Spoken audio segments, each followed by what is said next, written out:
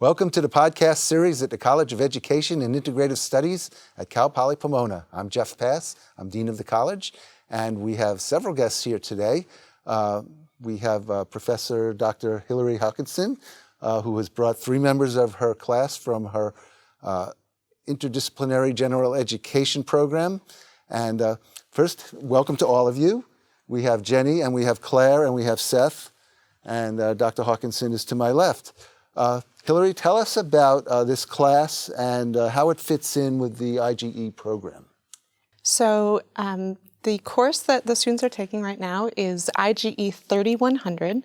It is the capstone course in our program sequence. Capstone means the last one that you take. Yeah, it means the last one that you take, and it means that we draw upon all of the others. So there are 6 others leading up to it, and we draw upon all of those in order to synthesize the ideas in them. And in this class, each of the students draw upon their own personal experience, and they also draw upon the texts we've been reading and the themes we've been addressing in order to come up with an individual research project. So this really ties together all the pieces of the program. It, as you said, it synthesizes, and it probably serves as a great assessment device for you and your colleagues. Yes, it does. It allows us to look back and see the way that those themes have layered over one another, and to see progress in the writing skills and in the oral speaking and presentation skills that all of our students have. So most people probably have no idea what we do in our IGE or Interdisciplinary General Education program. But you mentioned writing and speaking and creativity. Yeah. So IGE is an alternative pathway through which students at CPP can fulfill 21 credits of general education. And our courses all have a unique pedagogy. We don't use lectures and we don't use tests. All of our courses are based on teamwork and collaborative activities that we do each day in the classroom. So when you say we don't use tests, I just want to reassure our viewers that it's not that we don't assess. Not at all. It's quite rigorous, and it is writing and speaking intensive throughout the program. And it emphasizes collaboration, which is a skill that many people overlook in terms of being ready for the workplace and ready for civic life. Absolutely. And okay, so the students are tying together all of their ideas, and we have Jenny and Claire and Seth. Jenny, let's start with you. What is your project that you're doing for this course? Okay, my project is based off of lead contamination. Based off of my community, we have a battery plant that... Like car batteries or the kind of batteries we put in our devices? I believe it's car batteries. It's called Gameco. It recycles, I think, 10 million batteries a year. So the lead from the batteries comes down into the soil and it comes back up into the air. And it affects many communities around our area. So lead contamination is one of like the most poisonous kinds of pollution. And so you think it's pervasive in the community, in the water, and in the soil due to the runoff from the manufacturing plant. There's a lawsuit going against them where there's 29 violations because of the lack of equipment to monitor how much lead is going into the water system below. So you became aware of this violation through the newspaper or other kinds of media? Actually, in high school, I go to one of the schools nearby, and they sent out health risks, like just allowing us to know what's going on. Which they probably had to do by law. Yeah. It was honestly pretty shocking. I knew nothing of it until we got the risk. Even like to this day, our community doesn't really know what's going on. It's kind of like secret. They don't really let us know the entire details of everything. Because it's bad publicity. They don't want, you know, the manufacturers doesn't want people to know. The community wants people to move there. But your goal is to do what as a student? I hope to spread awareness about it because our community doesn't really know. Also, like not even just our community itself, but it also affects LA County. So I just like people to know about the health risk of environmentalism and what we can do about it, like activism within the community, and try to spread awareness and just be aware. So what exactly did you do in your project to raise this awareness? I looked at what my community is currently doing. Like there's community meetings every other month to try to talk about what Gameco is doing and what we want to do to try to allow more testing to be happening, not just in the soil, but also in our blood systems. And so how's it gone? What have you discovered? I discovered that Gameco isn't very open to opening up the sampling systems to other communities, and Also, even the people in the community are denying, like wanting to get their blood tested because they feel that it won't really affect them positively. It'd be more so towards Cameco. It'd be like good publicity for them. So this way it's like, oh, like nothing's really happening because Cameco has been trying to deter the blame, saying, oh, it's not us. It is also like the roadways and lead paint. So what kind of research skills have you used? How did you uncover what you've uncovered? I've been looking into sociology, like why the plant was placed in that area, like what's the community like around there. Also, is it money-based? Like they don't want to like stop their production, they want to actually increase the production. So I'm looking at different aspects and comparing like why would you not want to continue or just at least slow down the operations? So you're providing a service to the community at the same time that you're learning about how to conduct that kind of research and do advocacy, which I think speaks very well for you and for your program that's developing those skills. Thank you. Yeah. And Claire, tell us about your project. Yes. I've always been, in a prior IGE class, we were discussing the topic of good and evil. Good and evil. Good and evil, yes. Okay. So I found it really fascinating for the question, like, what does evil mean to you? And why do good things happen to bad people? So that's what I'm focusing on within my essay. So it's a pretty philosophical thing to interpret terms such as evil. People come at it from a religious perspective or from a moral perspective. What did you find about the different ways that people interpret evil? Well, I'm focusing on different religions, how different religions approach the topic. So I'm looking into Hinduism, into Christianity. I'm looking into atheism and the religion of Wicca. Mm-hmm. Okay, and so you have to explain, some people may not know what Wicca is. Wicca is the practice of witchcraft. So I chose that because I felt as though I'm taking the essay from a point of Christianity because I've grown up in a Christian household. So one of the beliefs that I hold is that witchcraft might be considered evil in some religions. In some people's eyes, Mm-hmm. So I thought it'd be a good contrast to the religions that do hold that evil. And with atheism as well, I wanted to take perspectives from people that are atheists so that we have like a point where there is no religion involved. I've discovered that, like, for me, I've never really been asked the question, what does evil mean to you? I think a lot of my opinions on evil have come from my family or from those around me. So I'm trying to find my own opinions of what evil is. And that is one of the purposes of this program, right, for self-discovery? Right. One of the purposes is to think about our value systems and our moral systems, to defamiliarize them, to step back from them, and to reconsider them based on, at times, conflicting information that we've received from different arenas of our lives. And I think Claire is a good example of somebody who's doing that, who is sort of holding up what her conception inherited of evil and good is, and is allowing herself also to wrestle with other faith traditions and their visions of evil in order to slightly reconceptualize how you view what is evil, right? So you're learning about religion, and you're learning about yourself, and you're learning about the history and the evolution of these spiritual and ethical kinds of belief systems. So that's pretty deep stuff. Did you anticipate, like, when you started at Cal Poly Pomona, to be doing that kind of work? I did not, no. But I'm really glad that I am. I feel as though I'm definitely learning a lot about myself and about other kinds of people. And do you talk about this with your classmates also and get their perspectives on these issues? Yes, I have been. Mm-hmm. Like, there are a lot of classmates that have different opinions. Like, I know one person in our class, his name is Blake, and he believes that evil is evil's like within us. Like, we could choose to be good or we could choose to be evil. And other people have said evil is like an entity. So a lot of different opinions. Okay. And how about you, Jenny? Did you ever anticipate doing the kind of work that you're doing, going out into the community and conducting investigations? Not really. I was always interested in it because how it affects my community, but I never thought like I'd be doing this. I mean, I'm glad I'm doing this because it's opening my eyes to like what's going on in my community and what we can do together. Okay, so that brings us to Seth. And Seth, you have a more complicated kind of project than the two that we've heard so far. Yeah, I believe that Mine requires a little bit of introduction, but I think once I give a bit more context, maybe you'll be able to understand it a bit more, and I hope the audience will be able to too.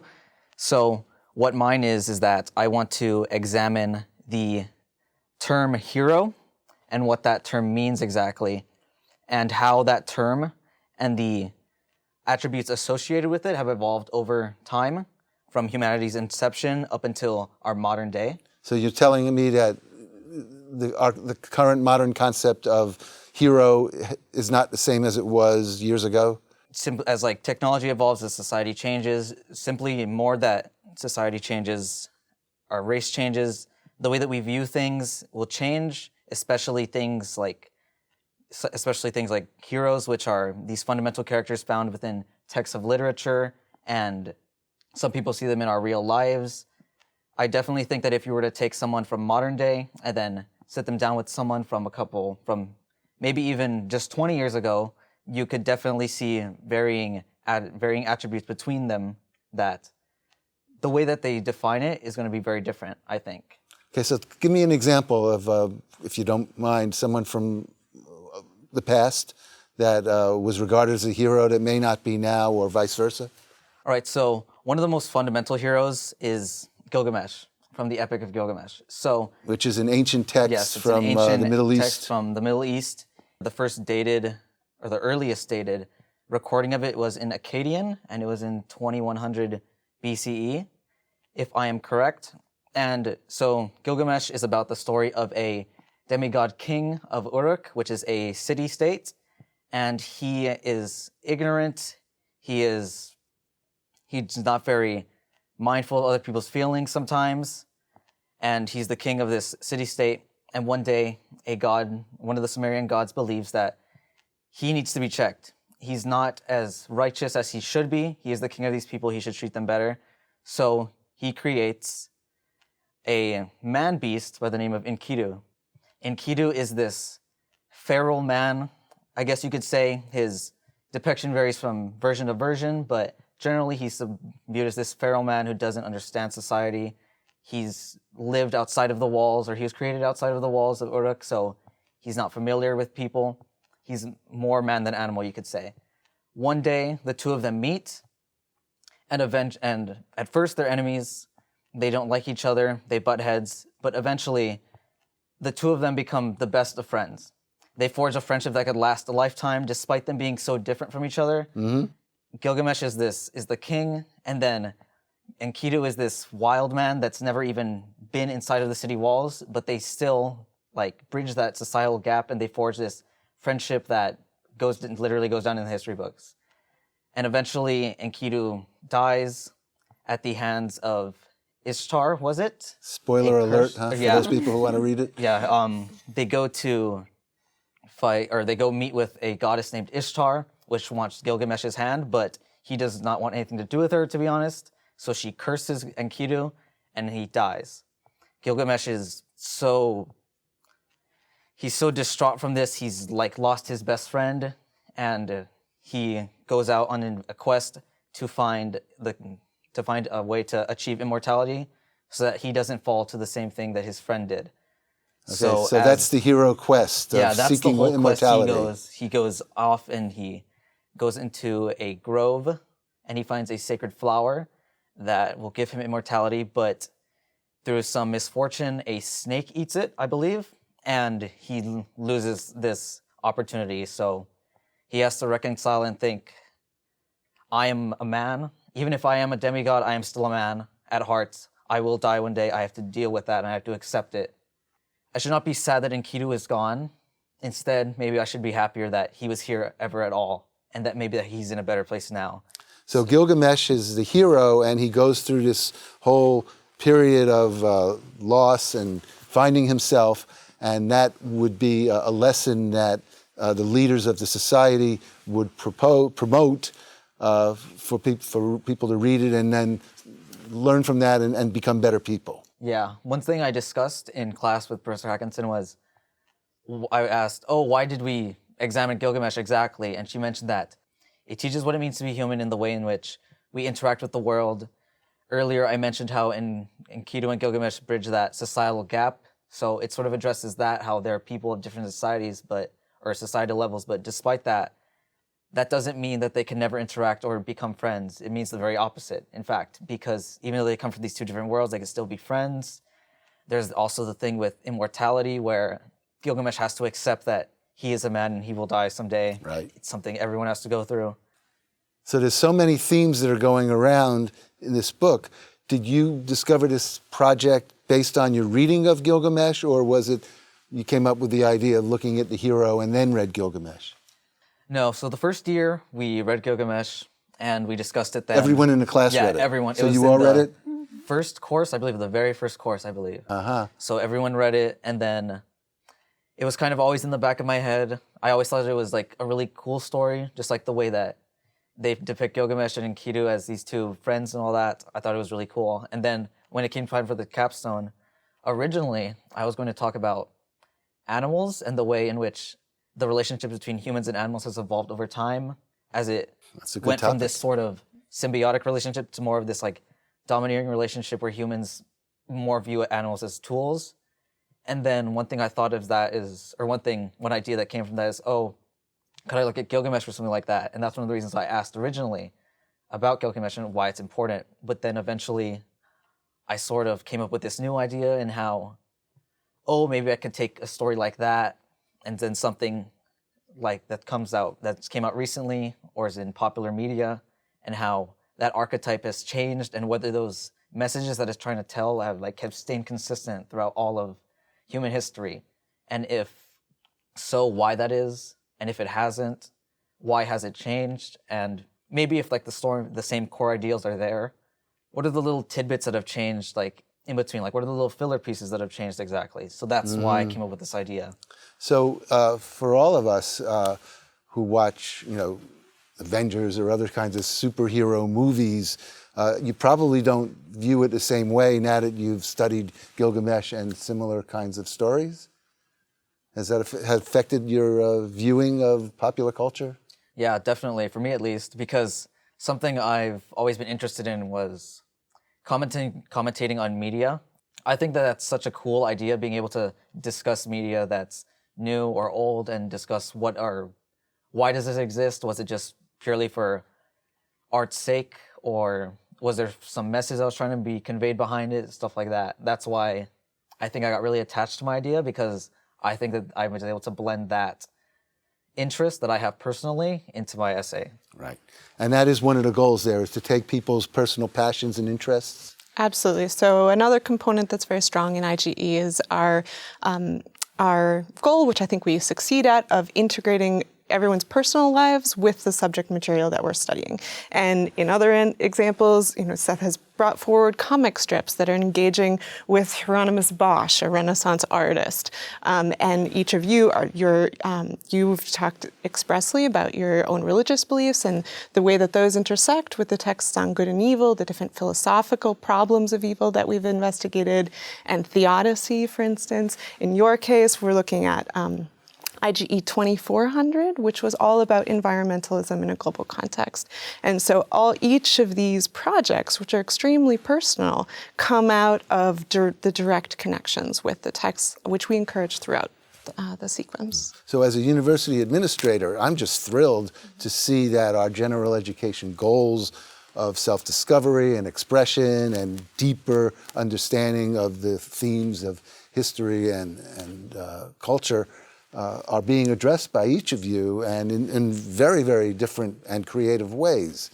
I would think as a professor in the Interdisciplinary General Education program, you're constantly experiencing that.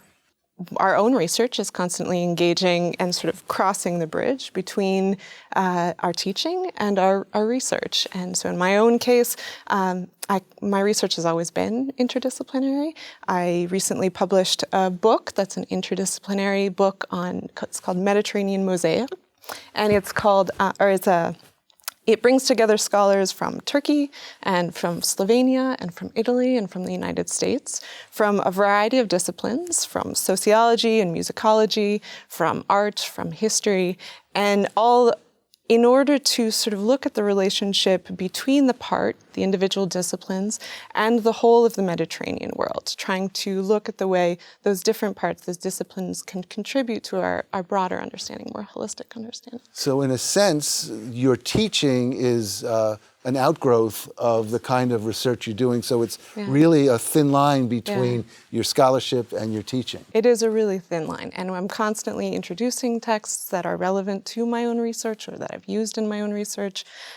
Because I focus predominantly on the Mediterranean world in my research, IGE 1200, where we look at intersections between Christianity and Islam across the Mediterranean, and exchanges between the Levant, the eastern side of the Mediterranean, and Christian Europe of the medieval and early modern worlds. That all is then integrated into my coursework as well. So one of the things that I sometimes hear about our IGE program, in addition to being engaging and collaborative and opportunity to get to know oneself and others, is that it's challenging, that it's not an easy thing to do, but it's worth the trouble. Would you agree with that?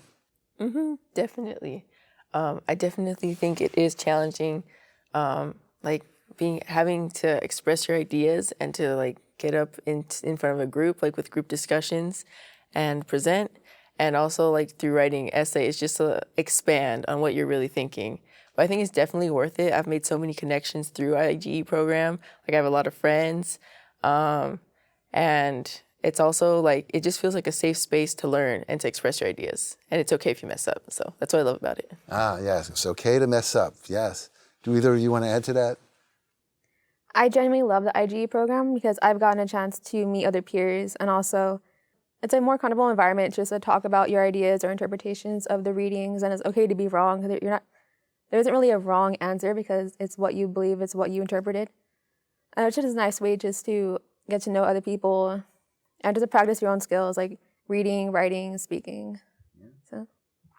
Yes, and I agree too. I think IGE is such a good learning tool because, so I took it during my first year, and I feel like it did a very good job of introducing me into this college-centered lifestyle and work style where there's a lot of independent stuff, but there's also a lot of collaborative stuff along with it. So I feel like that did a good job of introducing me, or doing that transition from high school to college. So I'm really thankful for that.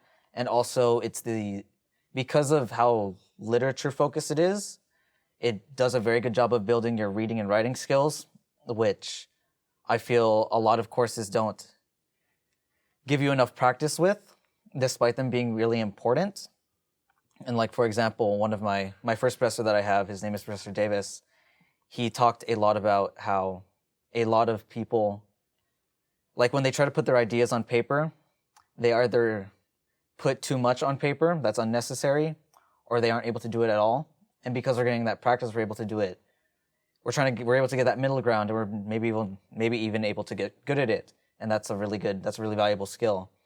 Being able to convey ideas concisely and in an effective way. Because if you ever go into the workplace, something he mentioned is that usually your boss isn't going to want to read a whole lot. They're going to want to be able to read something that's one page. Yeah, it's valuable, and it gets the idea across, but it's not filled with filler. It does a good job of getting the idea around, and because we do that almost every day in IGE, where almost every assignment we got at the end of every class was read this text, get your ideas down on at least on one piece of paper, get the most important things down, and then be ready to discuss it orally with people around you and with the professors tomorrow in class. Fantastic. So we haven't even talked about your career goals.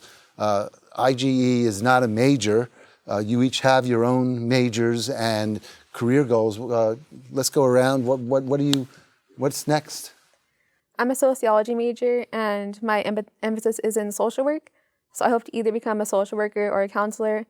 I feel like IGE is really good practice because I work with people every day, which is something I like doing, and it'll be something useful for my future career because I want to work with children in K through 12. So I want to prepare them for what's next, for college if they plan to go, or even just to get in the workforce. Yeah, and you'd be a great role model for that. And how about you, Claire? For myself, I'm currently in the process of switching to marketing. Marketing. Yes, to marketing. And I'm not completely sure what I want to do yet, but I do know that I love working with other people and collaborating on projects. So I'm just going to focus on finishing my degree and then see what opportunities I get into. And I think in both of their cases, you've both really come forward as leaders in your community, hopefully encouraged by IGE. Jenny is our current president of IGESO, which is an honor. And Claire is an RA as well. And so they both have stepped forward in that communal capacity. And I would imagine as someone in marketing, you need to understand why people do the things that they do, what guides their values, and this research contributes to that. Yes, definitely. It's definitely helping me get a better understanding of where people are coming from. Sure. And what about you, Seth? So right now I am engineering, but I'm in the process of switching to biology, and I want to have an emphasis on zoology specifically. Just before we started recording, actually, I was talking to Professor Hackinson about my aspirations for the future. I told her that specifically right now at this point, I think one of the things that I would really want to do is I want to work at the Natural History Museum in Los Angeles, and that comes from a lot of stuff, because I think that museums are just such cool learning devices for people. I also have a personal connection to it because I used to visit it a lot. Right now, since I'm in biology and I want to do zoology, I'm thinking that either I could do something like that or I delve into natural history more because I think examining life as it's changed throughout history, all sorts of life, is really interesting. But I'm still in the process of getting there. We'll see what happens as I get closer and closer. So for all of you, it's a process of self-discovery through your studies, but also in your career, it's evolving based on the things that you're learning. So taking these courses helps you make decisions about your future career, which is exactly what we want to happen in higher education. So my compliments to you all, and especially to your professor who has guided you and your colleagues, not just you, to this point. We're really, really proud.